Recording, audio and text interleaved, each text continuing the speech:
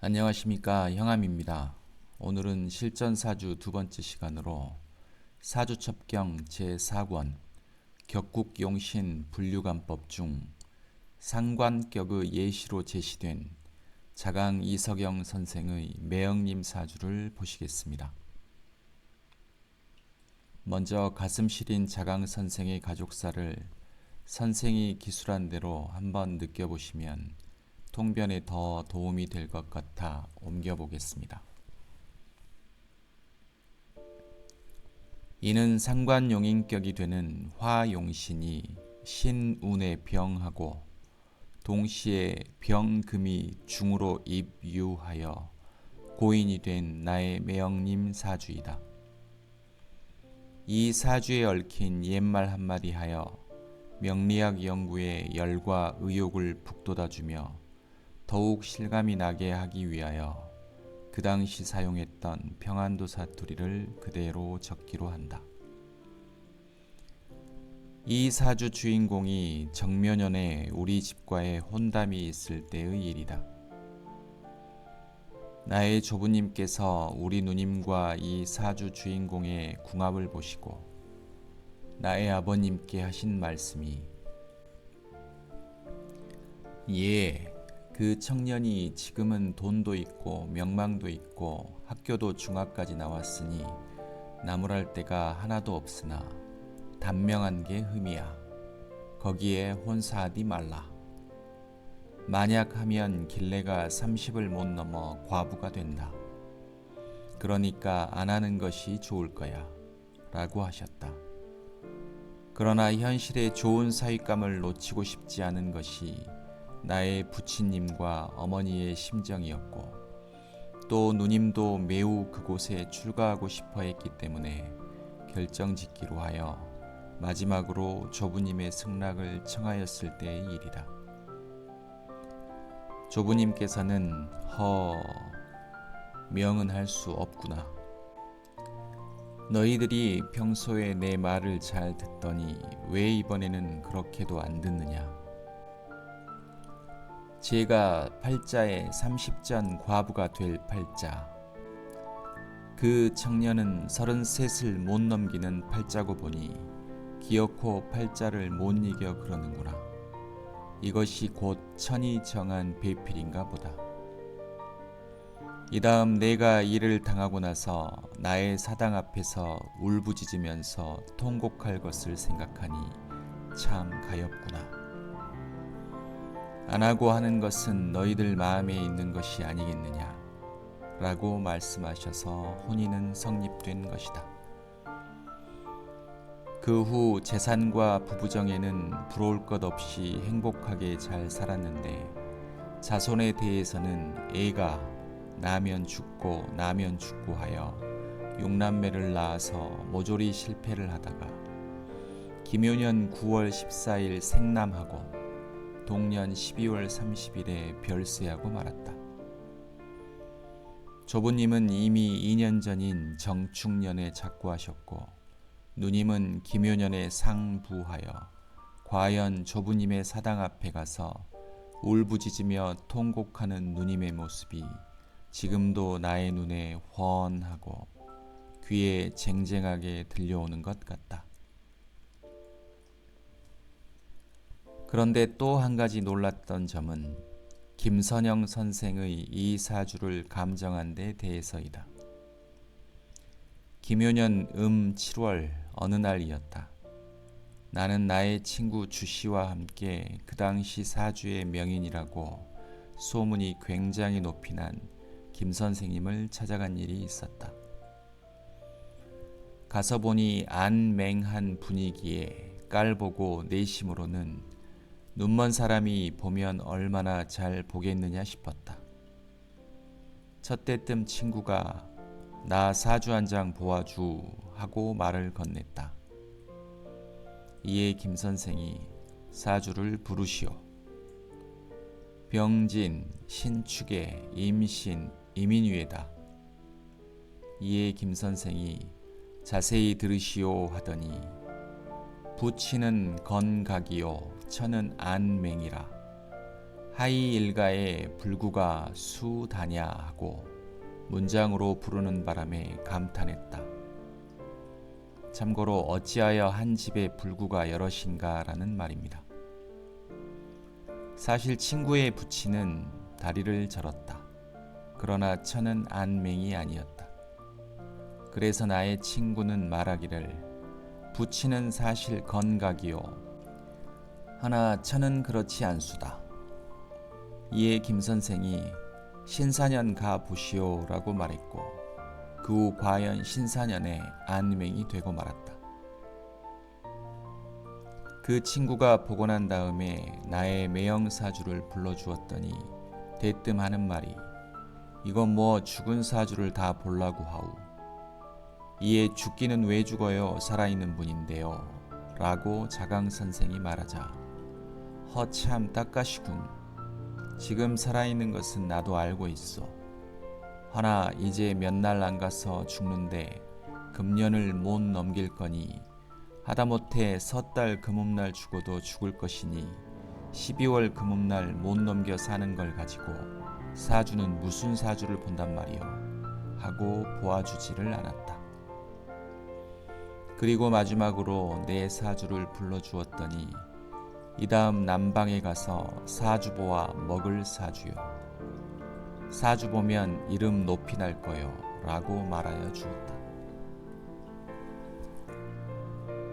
그 후 조부님 말씀과 김 선생님 예언이 모두 정확하게 맞았는데 그 진리는 알 수가 없어서 매우 고심하다가 내가 사주 공부를 하면서부터 약 10년이 지난 날에서야 겨우 그 오묘한 리를 알게 되어 이에 그 사주를 이곳에 쓰게 된 것이다.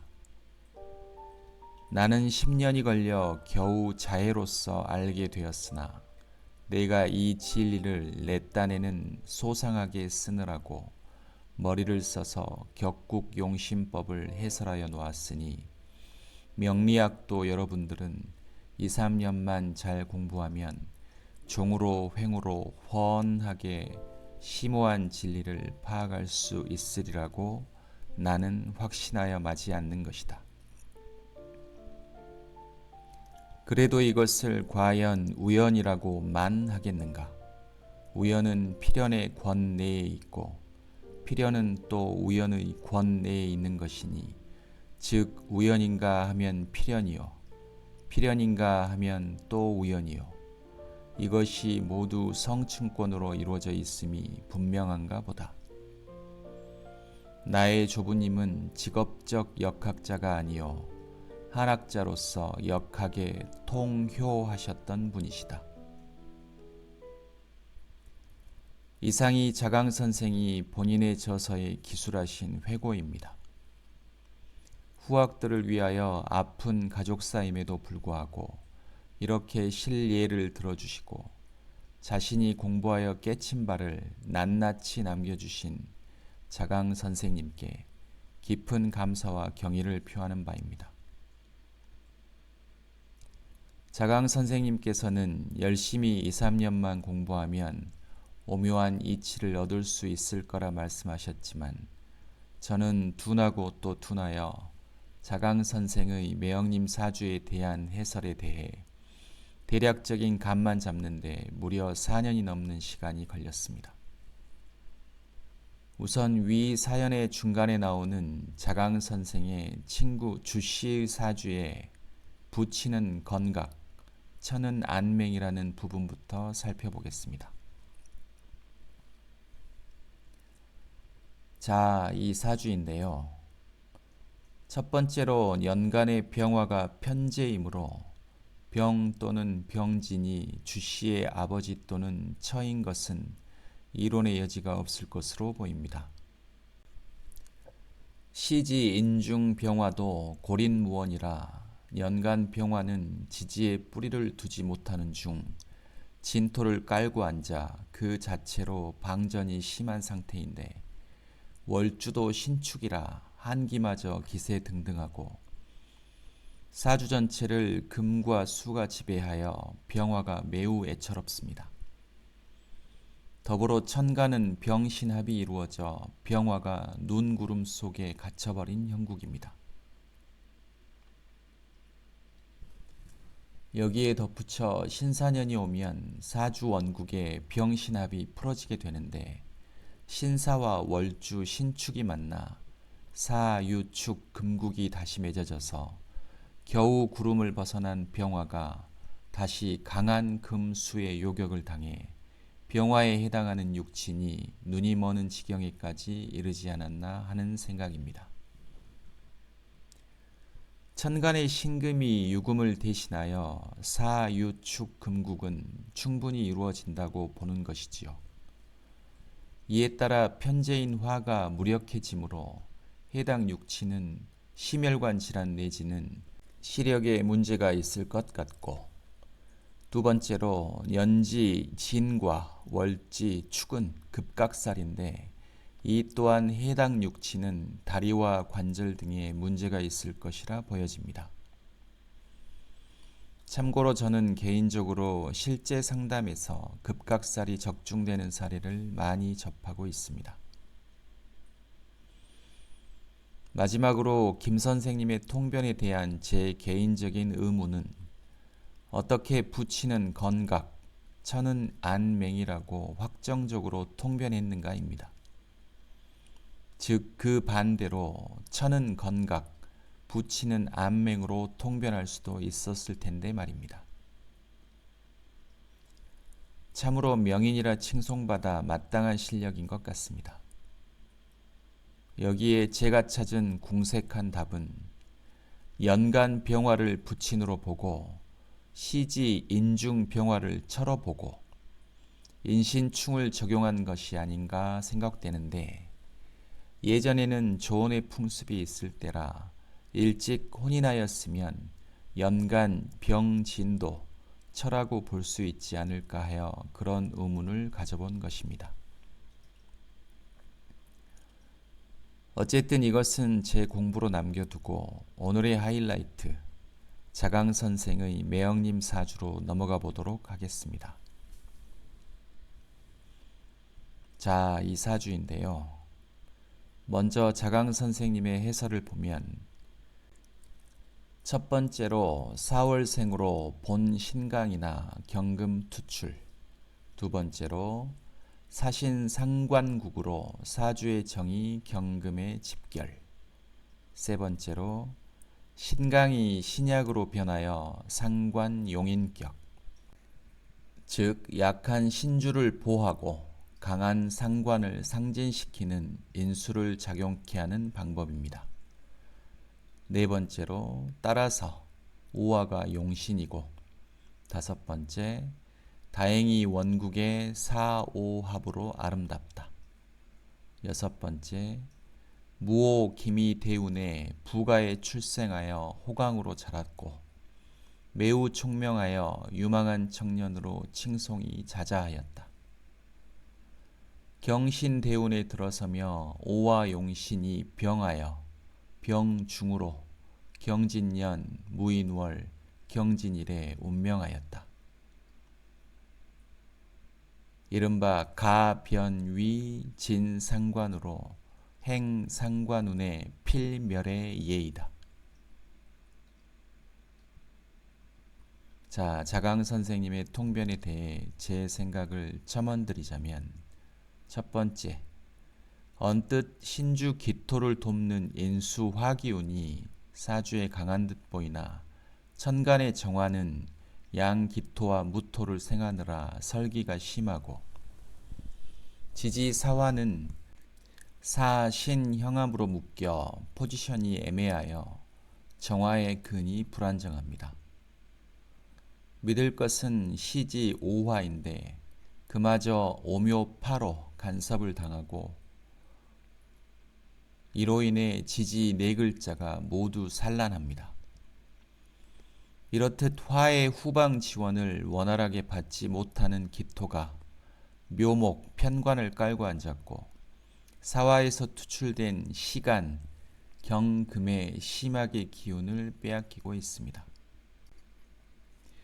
월지 사화는 경금의 장생궁이므로 경금의 기운이 만만치 않습니다. 즉 인수인 화기운과 신주 기토가 불안정한 상태에서 초년 무오 기미대운은 그야말로 사막의 오아시스였을 것으로 생각됩니다. 이후 드디어 문제의 경신대운에 접어들게 되는데 신주 기토에 대한 든든했던 후방 지원이 끊김과 동시에 경금이 그 세력을 얻어 더욱 강맹한 기운을 뿜어내게 되고 기토는 차츰 그것을 감당하기 벅차게 됩니다.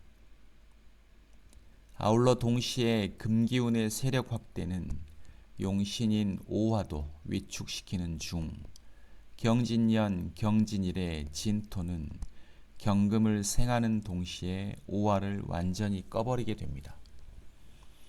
용신이 산화되어 없어져 버리는 것이지요. 무엇보다 결정적으로 경신대운은 월지 사화를 묶어버려 소위 사주의 격이 묶여버리게 되어 매우 답답한 형국에 처하게 됩니다. 동시다발적으로 금기가 강해지니 유일한 목기인 묘목 편관 또한 한껏 위축되므로 육남매를 낳아 모두 실패한 원인이 여기 있는가 생각되고 무인월에서 임목은 인사신형으로 사화를 짓눌러서 신주 기토 입장에서 모든 정황이 불리한 쪽으로만 흐르게 되어 기토가 코너에 몰려버리게 됩니다. 그렇다고 금기운의 종화는 종합격 사주로 보기에도 무리가 있어 보이고 명리정종을 기술한 장남 선생은 화용신은 신유운의 운명을 달리하는 것을 임상에서 많이 보았다 기술하셨는데 묵직한 메시지가 아닐 수 없습니다. 이 사주를 물형상론의 관점에서도 한번 고찰해 보자면 제 의견은 다음과 같습니다. 4월의 기토는 논밭에 농작물을 심고 기르는 것이 본연의 역할인데 시지 경금 때문에 논밭에 이미 큰 바위가 들어앉은 형상이고 초년 화대운에 미약한 기토의 영향이 보강되는 동시에 여름 대운이라 뿌리 식물인 묘목이 잘 자라나고 경금은 화기운의 견제를 받아 발복하였으나 경신대운에 이르러 논밭에 철탑이 서고 쇠말뚝, 바윗돌, 자갈돌들이 논밭을 점령하는 형국이 되어 묘목이 자라날 수 없을 뿐만 아니라 기토가 전혀 전답의 역할을 할 수 없는 안타까운 지경에 이르렀다 보여집니다. 자, 이렇게 제 나름의 통변을 덧붙여 보았는데요.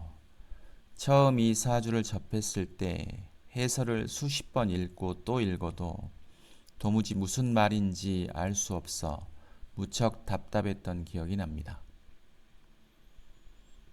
명리학을 접하고 독학의 길로 접어든 지 벌써 9년이란 시간이 흘러 이제야 저만의 관법을 가지게 되었습니다. 각종 관련 서적들은 물론 유튜브도 뒤져가면서 닥치는 대로 공부했습니다. 이 부분에 대해서는 다른 영상에서 따로 말씀드리도록 하겠습니다. 열심히 공부하고 연구하시는 분들에게 제 영상이 작은 나눔이라도 되었으면 하는 바람입니다. 오늘 영상은 이것으로 마치겠습니다. 이상 형암이었습니다. 감사합니다.